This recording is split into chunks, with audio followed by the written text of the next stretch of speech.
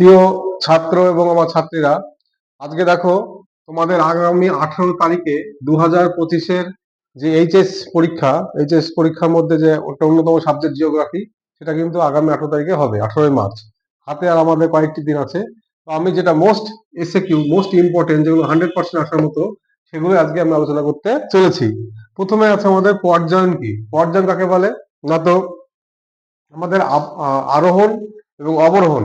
আরোহণ মানে হচ্ছে সঞ্চয়জাত প্রক্রিয়া, আর অবরোহণ মানে হচ্ছে ক্ষয়জাত প্রক্রিয়া। অর্থাৎ আরোহণ এবং অবরোহণ এই দুটো যখন ভূমির একসাথে হয়, মানে সঞ্চয় এবং ক্ষয়, এই দুটোর যে ব্যালেন্স, সেকে বলা হচ্ছে পর্যায়ন।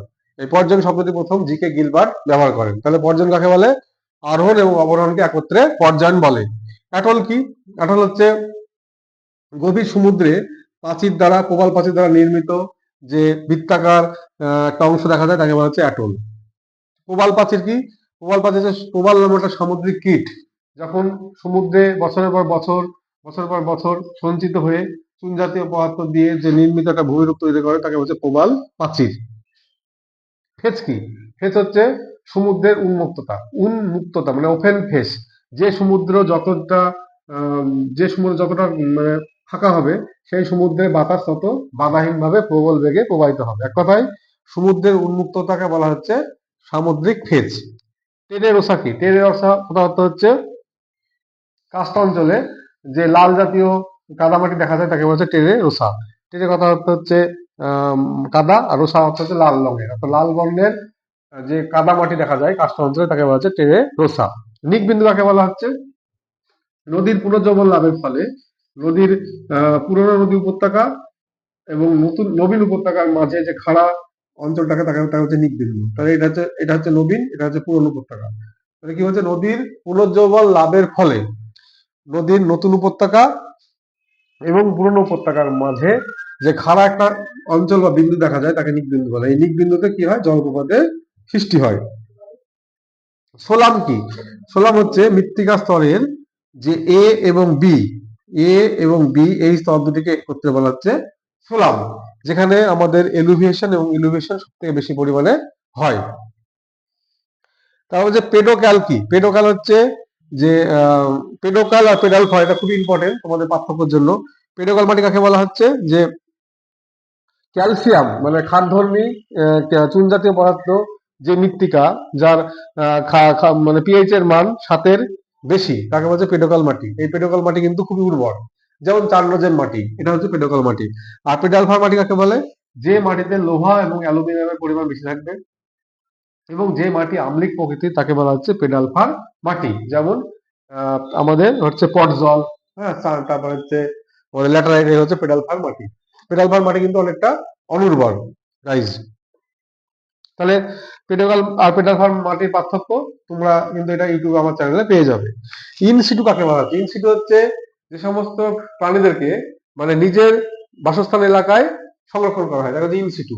যেমন আমি যদি সুন্দরবনের রয়্যাল বেঙ্গল টাইগারকে সুন্দরবনে দেখতে পাই, হ্যাঁ, তাকে বলা হচ্ছে ইনসিটু, মানে ওকে ওখানে সংরক্ষণ করা হচ্ছে। কিন্তু যখন আমি আহ সুন্দরবন থেকে যখন আমি টাইগারটাকে তুলে এনে আলিপুর চিড়িয়াখানায় নিয়ে যাবো, তাকে বলা হচ্ছে এক্সিটু। তাহলে ইনসিটু আর এক্সিটুর মধ্যে কি বললাম? যে ইনসিটু হচ্ছে প্রাণীর সস্তিক বাসস্থান, মানে প্রাণীকে যখন তার নিজ বাসস্থানে রেখে সংরক্ষণ করা হবে, তাকে ইনসিটু বলা হচ্ছে। আর প্রাণীকে তখন তার নিজ বাসস্থান থেকে তুলে এনে অন্য জায়গায় নিয়ে যাওয়া হবে, তাকে বলা হচ্ছে এক্সিটু। মরণ কাকে বলে? মরণ কাকে বলে? না তো হচ্ছে নদী স্বাভাবিক ক্ষয়চক্রের বার্ধক্য পর্যায়ে যে সামান্য উঁচু উঁচু টিলা দেখা যায়, তাকে বলা হচ্ছে মহানন। তাহলে কি বলছে? নদীর স্বাভাবিক ক্ষয়চক্রের বার্ধক্য পর্যায়ে যে অনুচ্চ টিলার মতো কিছু কিছু উঁচু ভূমিরূপ দেখা যায়, তাকে বলা হচ্ছে মহানন। যেমন আমরা শুশুনিয়া হচ্ছে একটা মহানকের উদাহরণ। নদী স্বাভাবিক ক্ষয়চক্র কাকে বলে? নদী স্বাভাবিক ক্ষয়চক্র হচ্ছে উইলিয়াম মরিস ডেভিস প্রথম নদীর স্বাভাবিক ক্ষয়চক্রের ধারণা দেন। একটা মানুষের যেমন যৌবন পরিণত বার্ধক্য পর্যায়ে আছে, তেমনি নদীরও কিন্তু যৌবন পরিণত বার্ধক্য পর্যায়ে আছে। তো এই নদীর যে ক্ষয়চক্র, এই যে 3টে পর্যায়কে বলা হচ্ছে নদীর স্বাভাবিক ক্ষয়চক্র। এলুভিয়েশন এবং ইলুভিয়েশন কাকে বলে? তাহলে এলু আর ইলু, তাহলে মৃত্তিকার এ স্তর আর বি স্তর। তাহলে এ স্তরকে বলা হচ্ছে কি? এলু, আর বি স্তরকে বলা হচ্ছে ইলু। এলুভেশন মৃত্তিকার উপরের স্তরে হয়, এলুভেশন মৃত্তিকার বি স্তরে হয়।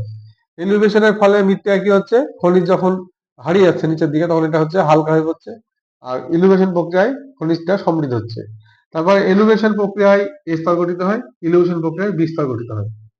এক কথা, এলিভেশন হচ্ছে অপসারণ প্রক্রিয়া, ইলিভেশন হচ্ছে সঞ্চয় প্রক্রিয়া। ইকোটন কাকে বলা হয়? ইকোটন হচ্ছে দুটো বাস্তুতন্ত্র এক আর দুই, এই যে দুটো বাস্তুতন্ত্রের মাঝের যে সংমিশ্রণ এলাকা তাকে বলা হচ্ছে ইকোটন। তাহলে দুটো বাস্তুতন্ত্র যখন পাশাপাশি অবস্থান করবে, তাদের যে মিশ্র অঞ্চল তাকে বলা হচ্ছে ইকোটন। মৌসুমী বিস্ফোরণ কাকে বলে? মৌসুমী বিস্ফোরণ হচ্ছে যে আমাদের জুন মাসের প্রথম সপ্তাহে দক্ষিণ পশ্চিম মৌসুমী বায়ু যখন আমাদের প্রথম ভারতে প্রবেশ করে, তখন লাগাতার 3 থেকে 4 দিন বজ্র বিদ্যুৎ সহ যে মুষলধারে বৃষ্টিপাত ঘটায় তাকে বলা হচ্ছে মৌসুমী বিস্ফোরণ। বিস্ফোরণ মানে তোমরা বুঝতে পারছো, ব্যাপক আকারে একটা ধ্বংস এলাকা ঘটাবে। তাহলে কি বলা হচ্ছে, দক্ষিণ পশ্চিম মৌসুমী বায়ু যখন আরব সাগর এবং বঙ্গোপসাগর থেকে প্রচুর পরিমাণে জলীয় বাষ্প নিয়ে আসবে, তখন বর্ষাকালে 3 থেকে 4 দিন এক নাগাড়ে যে বৃষ্টিপাত ঘটায় মুষলধারে তাকে বলা হচ্ছে মৌসুমী বিস্ফোরণ। শিকড় আলগা শিল্প কাকে বলে? শিকড় আলগা শিল্প হচ্ছে আমাদের কার্পাস বয়ন শিল্পকে শিকড় আলগা শিল্প বলে। এর কাঁচামালের ওজন এবং উৎপাদিত দ্রব্যের ওজন কিন্তু সমান হয়, তাই এটা হচ্ছে বিশুদ্ধ শিল্প।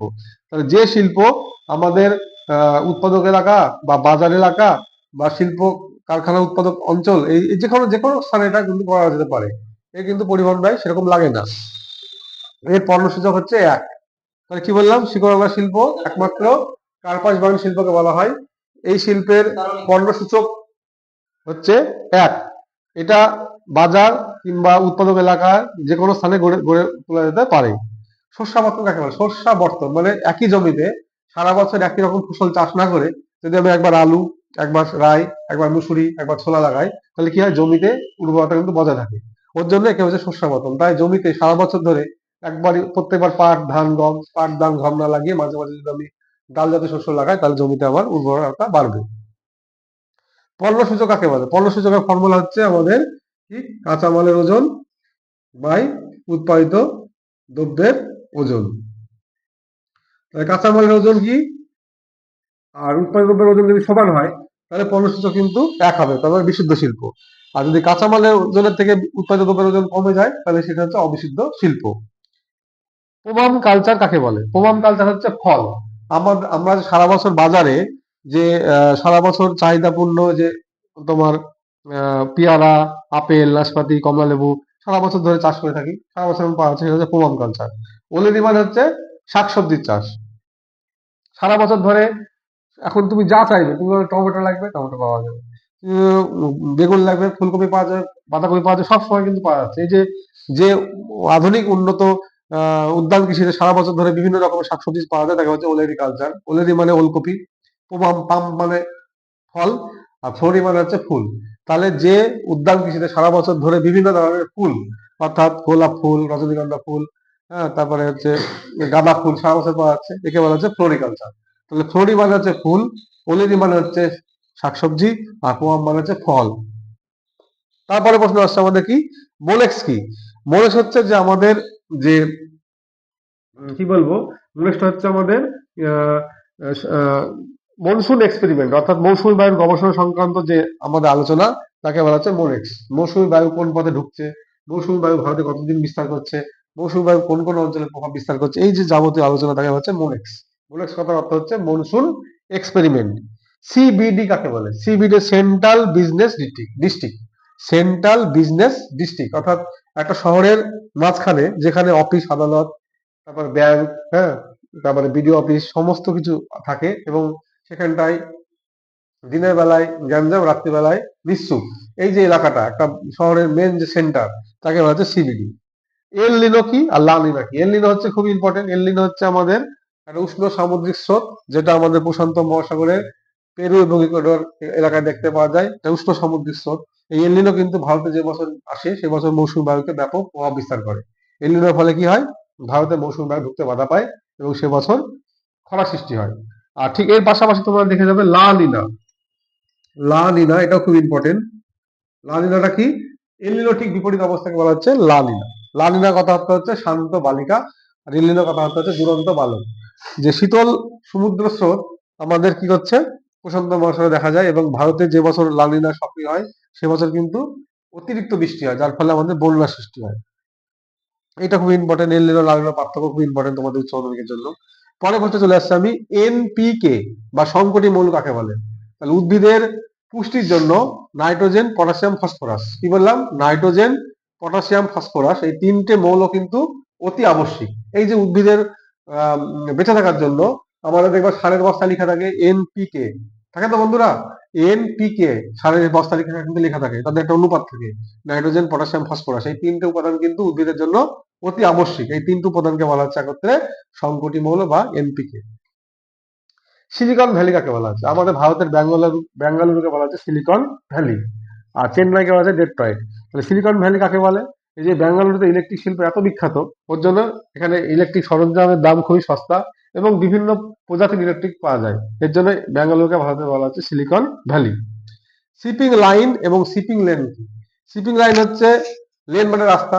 তাহলে আমাদের বড় বড় সমুদ্রে, আমাদের বড় বড় যে সমুদ্র আছে সেই সমুদ্রে যে কোম্পানির জাহাজগুলো চলে, লাইন মানে হচ্ছে কোম্পানি, সিওএম কোম্পানি, তাহলে যে সংস্থা বা যে কোম্পানি জাহাজগুলো চলে তাকে বলে শিপিং লাইন, আর যে পথ দিয়ে বড় বড় জাহাজগুলো চলে তাকে বলে শিপিং লেন।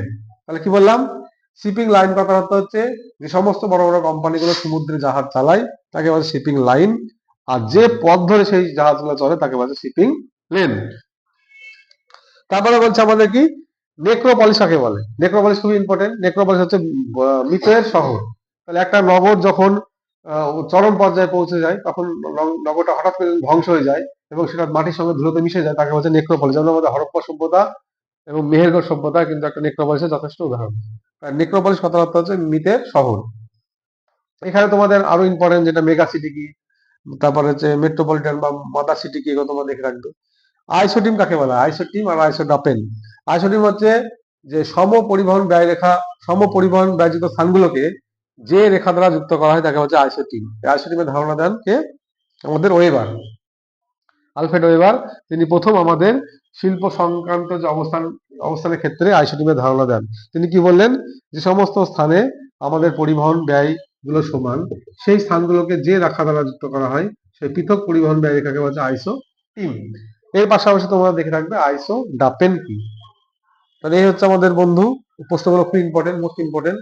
তো তোমাদের যদি এই ভিডিওটা ভালো লাগে তাহলে তোমরা একটা লাইক করবে এবং সাবস্ক্রাইব করবে এবং বন্ধুদের মধ্যে শেয়ার করবে তোমাদের, এবং সবকিছু বাদ দিয়ে অল যে বাটনটা আছে সেটাকে তোমরা টিপে দেবে এবং চ্যানেলটিকে সাবস্ক্রাইব করবে। এই বলে আমি আশা রাখছি।